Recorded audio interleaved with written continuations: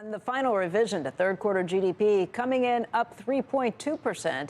That compares to an expectation of 2.9%. And jobless claims rose slightly. Joining us right now to talk more about the new data and the most recent signals we've gotten about the state of the U.S. economy, Julia Coronado, who is Macro Policy Perspectives president and founder. Allison Schrager, senior fellow at the Manhattan Institute, and our very own Rick Santelli and Steve Leisman. Steve, how about you talk really quickly about the jobless claims, other data that we got, and then, Rick, I want to get your market analysis of this. You go first, Steve. Jobless claims up a little. The continuing claims fell for the first time in a bit.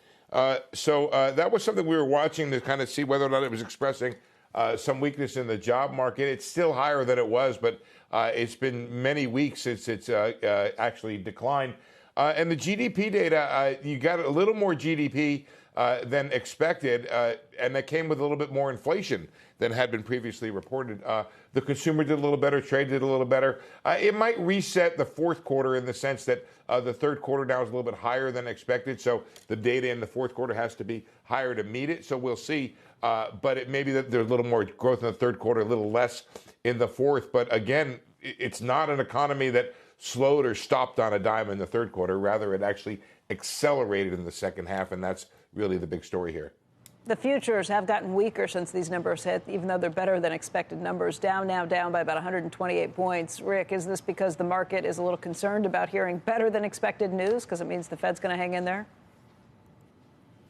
You know, I think with rates ticking up just a smidge and the Dow futures ticking down, we're not looking at huge numbers. It did turn the 10-year from lower on the day or higher on the day, lower yield to the opposite. The yields are just a smidge higher, actually close to unchanged. But the fact of the matter is we went from 4.3 to 4.4 on the price index. We went from 4.6 to 4.7 on core PCE quarter over quarter. So both of those were higher than our last look, even though they are significantly lower than their high watermark. The high watermark on the price index was Q2 of this year at 9%.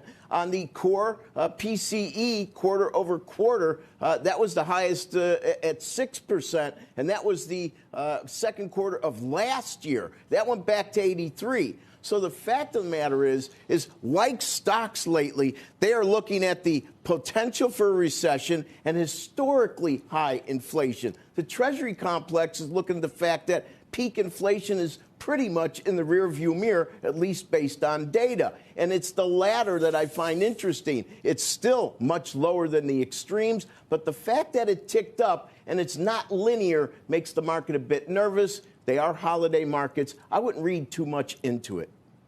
Allison, you look at this jobs market right now, and it's still a pretty hot market. How long do you expect that to continue? Well, I think it's really hard to say. I mean, I think it could be a while because often what, sort of takes down the economy is a decline in demand, which isn't happening right now because household balance sheets are still pretty strong.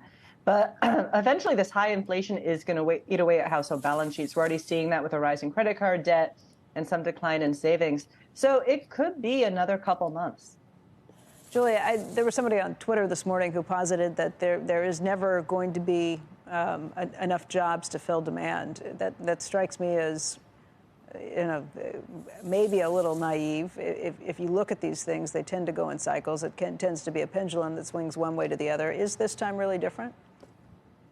Well, it is different in the sense that we have one of the broadest bases of strength in the labor market that we've seen in probably a couple of generations. So it really is a very broad base of jobs, and that positive feedback loop between jobs and consumer spending, it's pretty hard to tip over. The U.S. is a diversified ocean liner of an economy and so far has proven pretty resilient.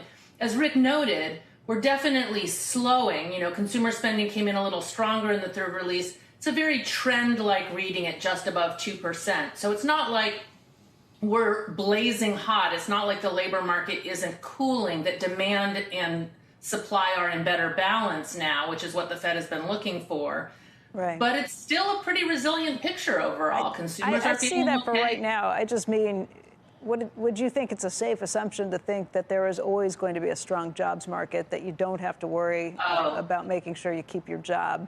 I mean, I just see this as you go from a take this job and shove it market, and the pendulum eventually swings to the point where the boss has more control again. Yes. We've been through a few cycles, haven't we? So yes, these are cyclical factors and dynamics. We are seeing the most interest-sensitive sectors cooling off. We're learning that tech turns out to be a very interest-sensitive sector in the sense that it is feeling the pain of monetary and fiscal tightening, and is laying off workers at all levels in size. So yes, you can see the job market turn. That was the hottest job market. Now it's the weakest job market, and that will spread across more sectors over time.